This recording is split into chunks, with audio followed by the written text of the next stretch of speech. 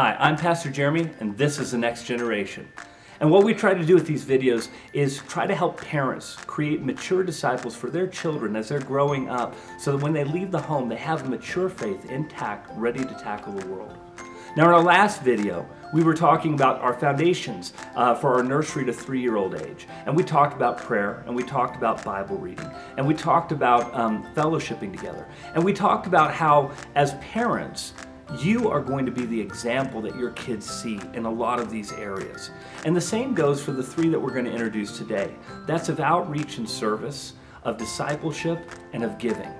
Now, as a parent of somebody this young in your nursery age, where you're just trying to get acclimated to all the changes that are going on, the sleepless nights and the craziness of your schedule getting crazier because of this new child in your family, you might be thinking to yourself, how in the world can I do these things and add these things in to where my child's going to see that without driving myself crazy? Well, the good news is the answer is easier than you think. We're going to look today at practical ways of making these 3 things attainable for you and your family, and easy things that you can do that won't add a lot of time to your day. So why don't we go together and let's take a look on how to make these things happen. You know, when a lot of people think of service and outreach, we start thinking of these huge projects that we do at church where we feed the homeless or some huge endeavor that we might not feel like we can be a part of. But really, outreaching is all about giving the message of Jesus while doing a service for somebody else. And it can be as simple as baking cookies. Everybody loves cookies. And all you have to do is take some cookies like these, put them in a plastic bag, go take them out to your neighbors. And just by doing that and adding a card that might invite them to church, or tell them a little bit about your church, or even invite them to a specific service, are just simple ways that you can outreach to your neighbors, to your teachers, to all of these other places that you might go to on a normal basis, and that outreach be so very simple.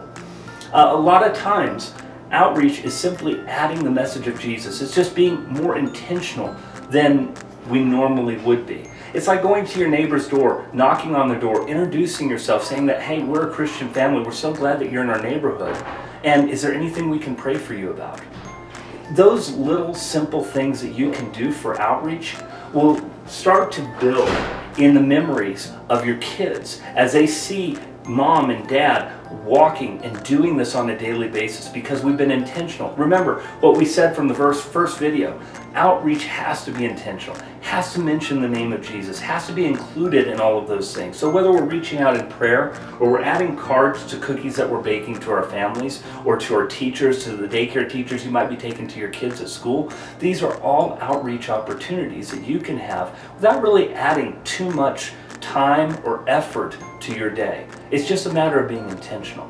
Well, what about discipleship? I'll tell you about that next. So, what about discipleship? Well, as I mentioned to you before, at this age, everything is going to be about you growing in your faith. You demonstrating that you want that discipleship. So you're going to be actually modeling discipleship for your children, which basically means you're going to be growing your faith. How are you going to do that? My suggestion is to build in some time for reading books. We're not a very big book reading culture today, but it's really not that hard. And it's not that hard to get into the habit. There are a lot of great Christian books that are out there on about every subject that you could want. Parenting, you got classics together concerning the Christian faith. Just about any type of book that you want, whether it's apologetics or scientific or relational. All of these different types of books help you grow in your faith in Jesus Christ, and that's really what your kids are going to be depending upon right now. I mean, more than just reading your Bible, we need to be learning from others who are growing in their faith. Just to give you an idea, just reading a chapter a day, which takes maybe about 15, 20, maybe at the most 30 minutes time. A chapter a day, 5 days a week, is going to get you through about 15 to 20 books a year. And see, all of that information you're going to use for your children as they're growing up. Again, this isn't a matter of adding more time to your day, but rather repurposing time that you already use. I mean, come on, let's just be honest. We all have our favorite Netflix show that we like to see, or our favorite television show, or our favorite games that we like to watch on television, or activities that if we're just being honest about it, cutting down one of those activities is not really that big of a deal.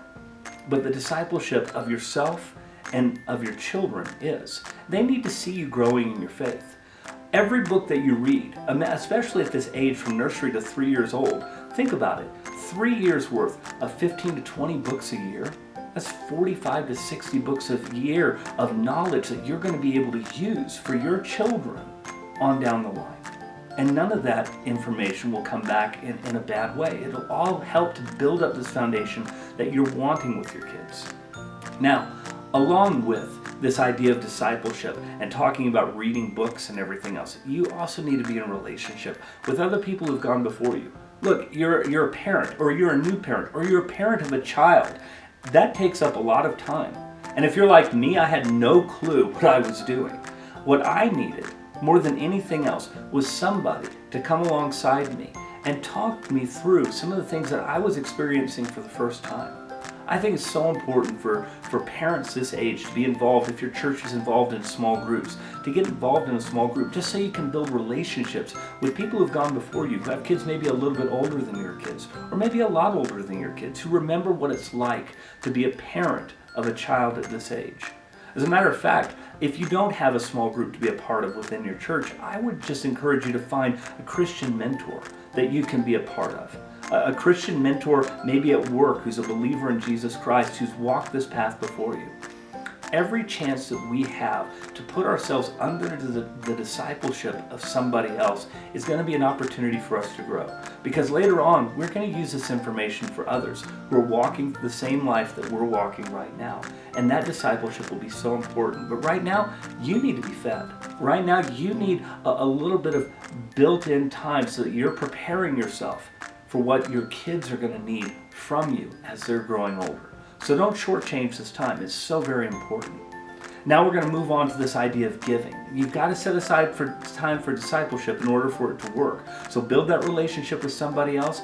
Get into good books that are going to increase your faith in all different areas, because you're going to need that for later. But now we're going to talk about giving and see how that gets affected with our time with our kids at this age. So what about giving? How do we, as parents of these nursery age and 3-year-old age children, display giving? Especially in a day and age where many of us may tithe online and our kids don't get to see that opportunity in which we give every single week. Well, I think it's very important that, again, this idea of intentionality has to come forth from us as parents. Every time we have the opportunity to give, whether we're giving to a person or whether we're giving to a cause of some sort, of our time, of our treasure, of our talents, that we are explaining to our kids as they're growing older why it is we're doing what we're doing. We're doing this because this is what Jesus commands us to do. We're going to go to that soup kitchen because that's what Jesus wants us to do. We're going to give to this person over here because they have a need, and that's what Jesus wants us to do. Those little things start building a small foundation for your kids so they understand the reasons why we do the things in which we do. Giving is so very important, but like I said, in our day and age of electronic usages, sometimes we miss out on that opportunity to explain why we're doing that. So we have to be all the more aware when we do it that we're sharing with our kids. Now, just doing it itself is going to be its own motivation for our kids to see and become more giving people, because they're going to see mom and dad emulate the thing that we're wanting to see in their own lives. So my prayer for you guys is just be intentional. Whether we're doing outreach and service, whether we're doing discipleship, and whether we're doing giving, I hope that you've seen that as we're doing this, even though your life is more busy, it's not really a matter of making your life busier still, but rather reallocating the time that we really do have, the resources we already have, and just being a little bit more intentional with those things. And we'll find that we'll have just as much time as we did before, but we're growing ourselves and our children into stronger disciples of Jesus Christ. Hey, thanks for watching. If you'd like more great content and more videos like these to help you as parents disciple your kids, subscribe to our YouTube channel. You can also like us on Facebook. Also, if there's a question that you have or a subject that you'd like to see covered in a future video, comment below on either one of these things and we will try and make sure that we cover these in a timely manner. God bless you guys, and we'll see you next time.